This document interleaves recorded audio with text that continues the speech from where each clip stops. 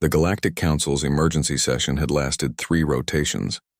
Representatives from 47 civilizations gathered in the crystalline chamber of the orbital station, their various forms casting strange shadows under the artificial starlight. At the center of the room, Admiral Zexhar of the Cathari hegemony stood before the holographic display, showing the charred remains of what had once been called Sol 3. The nuclear bombardment was thorough, Zexhar announced, his chitinous mandibles clicking with satisfaction. Sensors detect no life signs, no electromagnetic emissions, no signs of civilization. The human infestation has been cleansed from the galaxy. A chorus of approval rippled through the assembly. The ethereal collective's representative pulsed with pleased bioluminescence. The machine intelligences of the Nexus Core transmitted satisfaction in binary harmonics. Even the pacifist Verdani delegation swayed their tree-like forms in what could generously be called relief. Councillor Vorth of the Trade Federation stepped forward, his blue-scaled hands clasped behind his back. The Council hereby declares the species designated Homo sapiens officially extinct. Let the record show that the threat to galactic peace has been eliminated. The humans had been trouble from the moment they'd stumbled into galactic politics 70 years ago. While other species had spent millennia developing faster-than-light travel, humanity had cobbled together their first warp drive from salvaged alien technology in mere decades. They spread like a plague across the outer rim, establishing colonies on worlds others deemed uninhabitable, adapting to environments that would kill most species within hours. But it wasn't their expansion that had alarmed the Council. It was their philosophy. Where other civilizations understood the natural order of things, accepting their place in the galactic hierarchy, humans questioned everything. They spoke of concepts like individual rights and self-determination with dangerous fervor. Worse, they had begun sharing these ideas with younger species, stirring unrest in previously stable systems. The decision to eliminate them had been unanimous. With Earth sterilized and their colonies scattered, Zexhar continued, the remaining human settlements will wither and die. Our projections indicate complete extinction within 2 generations. That's when the alarms began. Red warning lights bathed the chamber as proximity sensors screamed their alerts. Councillor Vorth's aide rushed to his side, whispering urgently in his ear. The color drained from the councillor's already pale scales. Impossible, Vorth breathed, then raised his voice to address the chamber. Long-range sensors are detecting the fleet, approaching our position. The holographic display shifted, showing space around the council station. At first, there was nothing but the usual scatter of stars and distant nebulae. Then, one by one, ships began to appear. Not emerging from hyperspace with the usual energy signatures, they simply materialized as if they had been there all along, waiting.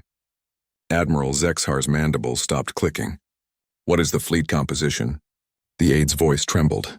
Unknown design. Unknown materials. Unknown propulsion system. Count is still climbing, sir. Current total, 15,000 vessels and increasing. A collective gasp echoed through the chamber. The largest single fleet in galactic history had been the Cathari Armada that conquered the Spiral Arm. 3,000 ships. This force was 5 times larger. Identification signals? Vorth demanded. One moment, sir. The aide's fingers flew over his console. When the translation came through, his voice broke entirely. Fleet designation Terra Defense Force, command ship identification UHSF Lazarus. Flagship commander, Admiral Sarah Chen, speaking for the supposedly extinct government of Earth. The main display crackled to life. The face that appeared was unmistakably human. Dark hair streaked with gray, brown eyes hard as asteroid rock, skin marked by the lines of someone who had seen too much war. Behind her, the bridge of her ship hummed with activity as other humans moved with practiced efficiency. Greetings, Galactic Council, Admiral Chen said, her voice carrying the calm authority of someone who held all the cards. We received word that you declared us extinct. We thought we should correct that misunderstanding in person. Zexhar stepped forward, his earlier confidence evaporating. This is impossible. Our sensors confirmed the complete destruction of Earth. No life could have survived. Chen smiled, and there was no warmth in it. Admiral, you destroyed the surface of one planet. Did you really think that represented the sum total of human civilization? She gestured to something off-screen. Computer, display current human territory.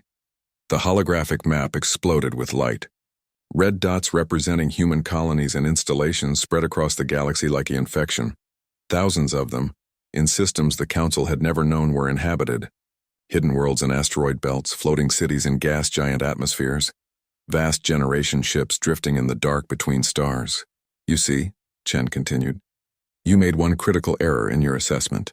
You assumed that Earth was our homeworld, our center, our heart. But Earth was never our strength, Admiral. Earth was our cradle, and humanity left the cradle a long time ago. The display zoomed in on Earth's solar system. Where the planet had been, now floated a massive construction, a ring of metal and crystal surrounding the star itself, drinking in its energy. The evacuation of Earth began the moment our intelligence networks detected your intentions, Chen explained. Every human, every animal, every seed, every work of art, all relocated to secure facilities throughout the galaxy. What you destroyed was an empty shell left behind as bait. Counselor Vorth found his voice. What do you want? Chen's expression didn't change. The same thing we've always wanted, Counselor. To be left alone to pursue our own destiny.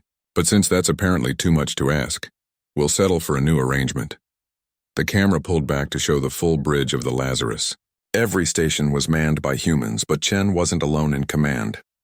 Standing beside her were representatives from dozens of other species, young civilizations that had been inspired by human ideals, older races that had grown tired of the Council's stranglehold on progress.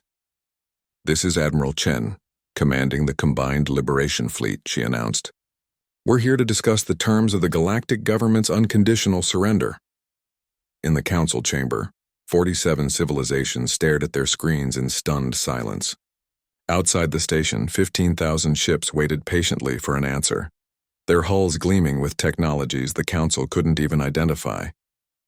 Humanity had been declared extinct, but like the mythical phoenix, they had risen from the ashes stronger than ever before. And this time they hadn't come alone. The age of the Galactic Council was over. The age of freedom had begun. Admiral Chen folded her hands behind her back and waited. After all, humans had learned patience during their long years in the darkness between stars. They could wait a little longer for the galaxy to catch up.